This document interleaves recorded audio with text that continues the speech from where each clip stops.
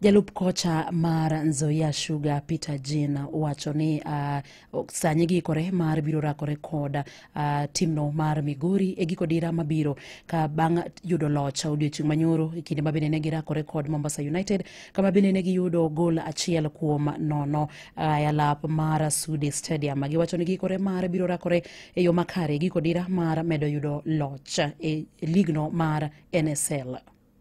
Game ilikuwa nzuri na Mombasa United fanikiwa kupata 3 points. As I told you earlier, nilisema tunaenda for 3 points na vijana walitekeleza jukumu pamoja na mimi tulisukuma timu na nashukuru sana. Huo ushindi imetusukuma, hatuna pressure, hata tukienda Migori hatuna pressure. Pia tutaenda kushinda. Peter bende onyiso mor mabende en godo kalure koda okang' mabende kambi mar Nzoia Sugar okaw mar chiwo sir ne club no mar Nzoia Sugar kabende owacho ni mano biro miyo giteko kod mijingo mar medo dhi nyime kod tugo e yo makare. Hiyo fadhili vile wali-announce jana inaitwa Nzoia Sugar 2025 imeungana na Nzoia Sugar FC saa hii. Hiyo fadhili itatusaidia sana, na hata ungewatch game ya jana vijana pia walichangamuka, utakusikia kuna sponsorship deal na itatusaidia sana. I think hatutapoteza wachezaji kama vile ilikuwa hapo awali.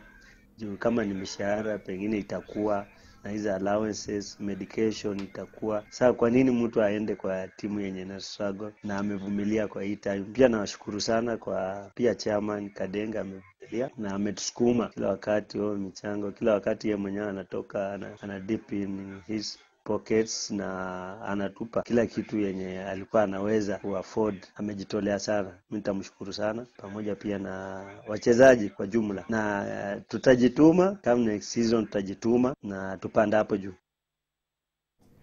Giesani Nzoia Sugar okawo thuolo mar 12 kod points 39 e liga mar National Super League. Komachielo